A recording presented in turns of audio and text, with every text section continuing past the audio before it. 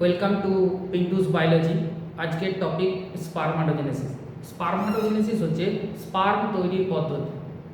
এটি হয় কোথায়? এটি হয় টেস্টিসের সেমিনিফেরাস টিউবিউলের মধ্যে, এবং এই সেমিনিফেরাস টিউবিউলে দেখতে পাবো আমরা জার্মিনাল এপিথেলিয়াম। এই জার্মিনাল এপিথেলিয়ামের মধ্যে দু রকমের সেল থাকে, একটা হচ্ছে জার্ম সেল, একটা হচ্ছে সার্টোলি সেল। এখানে আমরা যেটা দেখাবো সেটা হচ্ছে জার্ম সেলের একবার ডিভিশন হবে, দুবার ডিভিশন হবে। একটা জার্ম সেল থেকে তৈরি হবে 4টি স্পারমাটোগোনিয়া, এবং এই স্পারমাটোগোনিয়ার ক্রোমোসোম নাম্বার কিন্তু 2n। আর জার্ম সেল যেখান থেকে তৈরি হয়েছিল সেখানেরও ক্রোমোসোম নাম্বার ছিল কিন্তু 2n।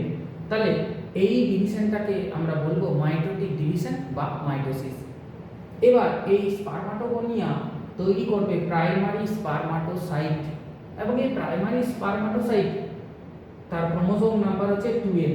এই ফেজটাকে বলা হয় গ্রোথ ফেজ। তাহলে ফার্স্ট ফেজ যেটা হলো স্পারমাটোগোনিয়া তৈরি পর্যন্ত সেটা হলো মাল্টিপ্লিকেশন ফেজ।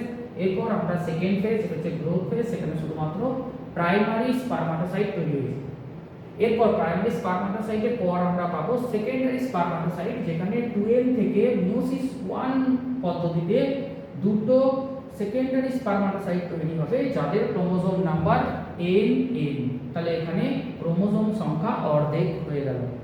এরপর মিওসিস 2 পদ্ধতিতে সেকেন্ডারি স্পারমাটোসাইট থেকে তৈরি হবে স্পারমাটিড, এবং এই স্পারমাটিড নন মোটাইল, কারণ এর তেল নেই। এই স্পারমাটিড তৈরি করবে স্পার্ম, যেটা মোটাইল বা চলমান।